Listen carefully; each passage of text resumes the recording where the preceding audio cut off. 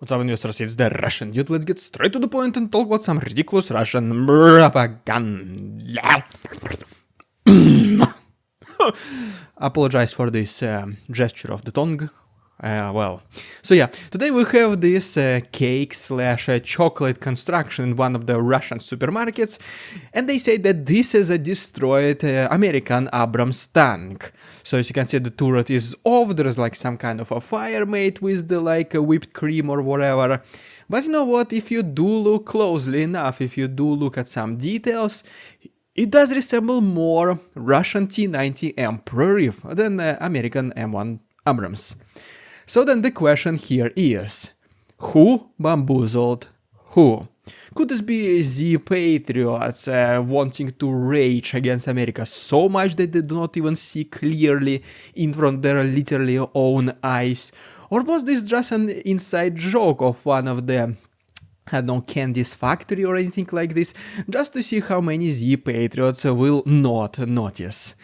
The results are still extraordinary, and the question, another one, is, can this be considered as the discreditation of the Z army? But in one way or another, it does look like that the Z-Patriots, they need to start getting used to this war stuff being literally a part of their daily lives, because recently the war literally came on the territory, on the land of Russia. So guys, let's talk about this right now. We will begin with the short update from the south and from the east, where, by the way, also Crimea became a trap for the Z army. And then we're gonna talk about Putin literally announcing unofficially indefinite permanent mobilization and the martial law. To begin with, right here is the article by The Economist, where they literally said that yes, the Crimean Peninsula became a trap for the Z army, meaning they cannot literally move around much. The Crimean bridge, it's already long forgotten, the Z army is no longer using it as their main logistical artery. The only way for them to enter the occupied Ukraine is obviously through the south of Ukraine, through Kherson. And the closer they do get there, the more in range they become for the Ukrainian long-range artillery and missiles. But recently, they don't even need to do that, because recently Ukrainians started and they were green-lighted to use the Western missiles, and the ones which are long-range, it says go ahead Ukrainian army, go ahead and use it, we don't care that much, you are doing your war, you need to win at all costs. For these reasons, once again, this Crimean Peninsula became a trap for Russians. They cannot go back to Russia, this will be considered a desertion, they cannot advance through Kherson to the rest of the southern Ukraine. I mean, they just risk even more being in range for the Ukrainian munition. And they cannot even just stay where they are right now, because long-range missiles, they can also reach them. Next, we switch our attention to the eastern front lines, and our first stop brings us to Novomikhailivka, which is close to Avdiivka front line. And as you can see, yet another T-80 Russian tank literally was split into atoms. In Pokrovsky, also close to Avdiivka front line, this is one of these settlements where Russians recently intensified their offensive, and against this particular small city at least 3 different directions were opened. Russians tried 13 different attempts, but so far the majority of them were successfully repelled by Ukrainians. And speaking about long-range attacks by Ukrainians themselves, yet another relatively big base of the Z army in Donetsk region was recently targeted by HIMARS. This was relatively far behind the front lines, and as a result they were able to eliminate several military vehicles, destroy some parts of the Russian military equipment, and also there were eliminated soldiers and injured ones. Then we go a little bit to the north to Kharkov, and Ukrainians recently they started to also use their FPV drones not just to target Russian military vehicles, but also to mine the roads. And for example, right here you can see the consequences of one of the Russian armored personnel carriers, I'm assuming, did not notice this underground surprise left by Ukrainians, and well, it was fully mobilized, becoming like some kind of a statue monument. Another settlement where there are intense activities happening is obviously Vovchansk, and as you can see right now the city fights are happening. Ukrainians were able to stop the advancement of Russians, and now they are literally clearing the rest of Vovchansk from the remains of the Z army. And then, guys, recently, unfortunately, I found this perfect picture, which describes the actions of Russians and Ukrainians in this so-called special military operation. So, whenever you have an argument with the pro-Russian brainwashed person, just show them this picture. Save it on your computer, save it on your phone, make sure to show it to them. You can see, first of all, Donetsk, which is, according to the Russian propaganda, was severely attacked by Ukrainians for the last 10 years. Non-stop, there is no life left in the city. Well, as you can see, the city is booming with life. Everything stays exactly pretty much the same. And then right here to the bottom of it is the picture from the city of Vovchansk, we just talked about. In less than 3 weeks, from the city full of life, from kids going to schools, from people going to work, less than a month passed, the city was turned into complete rubble. It was destroyed all the way to the ground. So guys, you tell me, who came to Ukraine to liberate who, and who is the actual people who defend their own motherland? And I mean, it only makes sense that Ukrainians eventually, sooner or later, would have received the approval from the West to attack Russian military targets on the territory of the Russian land, because the Z Army, Putin, Ministry of Defense, they were kind of doing very tricky stuff. They were attacking Ukrainians from their own territory, and if there was a response by Ukrainians, Russians were immediately complaining, saying, "Look at this, Ukrainians attack our land, like, what is this, like, we need an urgent consultation with the United Nations," all this clownship. So long story short, yes, America did allow Ukraine to attack Russia. Not just America, majority of the Western countries, of the European countries, they did allow Ukraine to do exactly the same to Russians. That is why recently the war literally came on the territory of Russia. So guys, let's talk about this particular segment right now. But before we proceed, if you don't mind, if you do like this style of daily news updates, can you please like this video, subscribe to my channel? It helps with the YouTube algorithm, which recently unfortunately started working against my channel. I have no idea why, but your likes, your subscriptions, they do help.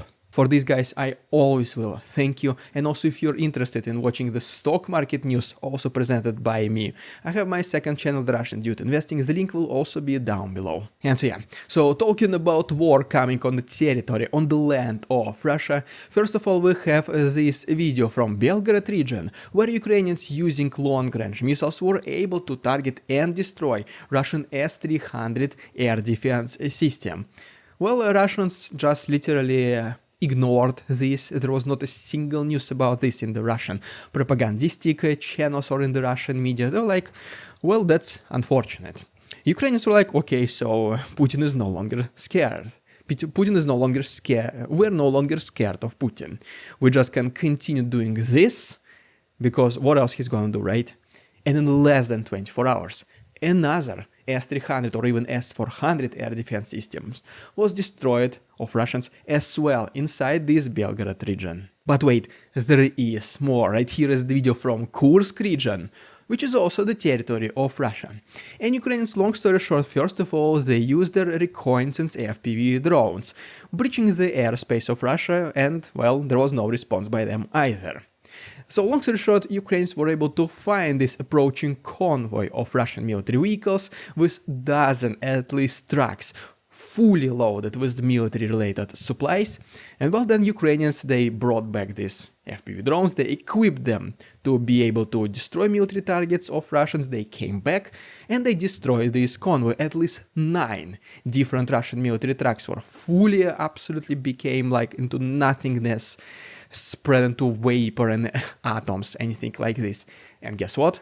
No response, no statements from the Russian presidential administration, from the Ministry of Defense of Russia, no reaction at all. So if you remember, Putin in the very beginning was like, you should not even dare to think crossing red lines. If there's gonna be any single attack on the territory of Russia, we're gonna be using nukes, anything like, well, as you can see, it was a lie all along. What a surprise. But what is not a surprise is the actual response by Putin, which was kinda like went under the radar for a lot of people following this conflict. So, you obviously remember the Minister of Defense of Russia, the ex-one, Minister Shoigu, being fired, even though, just guys, believe it or not, Minister of Defense of Russia called this a promotion. Z-propaganda, Z-Patriots, they're like, well, of course, like, this is a promotion. Going from the Minister of Defense of Russia to, like, something insignificant. Yes, this was a promotion, obviously. And the guy who was hired in his place, Andrei Belousov, he is not anyway related to the military, to the army. He's actually an economist. Well, this was like a newsworthy event for maybe 1-2 days, and then everyone kind of forgot about this. But if you think about it, this is actually one of the ways of Putin literally announcing unofficially and indirectly a permanent martial law in Russia. Because what he was trying to achieve by doing this is by putting the economy of Russia on literally military tracks. Just think about it, Minister of Defense of Russia is an economist. So this is pretty obvious, he wants to integrate army and economy. So factories will be increased taxes, there will be increased taxes, factories will be producing some things related to the military supplies that the Z army needs. Long story short, this will be exactly in some way or another, sooner or later, exactly the same thing as happened during the Second World War. There was also massive reshuffles within the Ministry of Defense of Russia itself. All these generals, commanders getting fired, getting like quitting, like retiring. Like majority of them were very close to Shoigu, all of them were doing this like briberies, treacheries, like this is just a huge mess. And by replacing those people and hiring new people, once again majority of them, they have absolutely nothing to do with the army. Just yet another confirmation that Putin wants to integrate military and the economy. And another reason why the new Minister of Defense of Russia is a person who never even served in the military any single day, it is because Putin simply does not want competition, does not want ambitious people.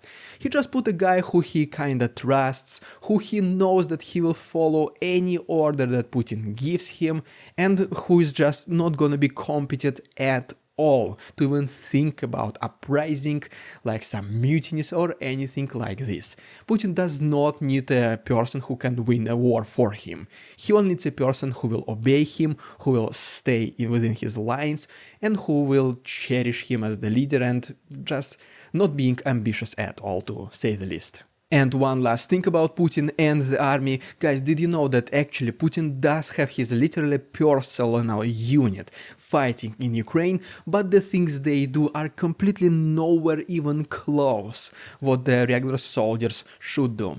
So I hope I intrigued you, because let's talk about this right now. And this, as always, will be an extra chapter for my Patreon members. Guys, this is my way of saying thank you. So if you want to continue watching, if you want to see fully uncensored episode, hundreds of extra photos and videos every single week, please go ahead and check my Patreon, the best way to support the Russian Dude channel due to these problems with the YouTube algorithm. And if you want once again to continue watching, the link to my Patreon is down below. Guys, thank you so much. Well, there you have it, guys. Thank you so much for watching. Please subscribe to my channel. Go ahead and check my second channel, Russian Dude Investing, and all the other useful links, PayPal, Patreon, Instagram, of course, merch, will be down below. Thanks so much for watching. See you tomorrow.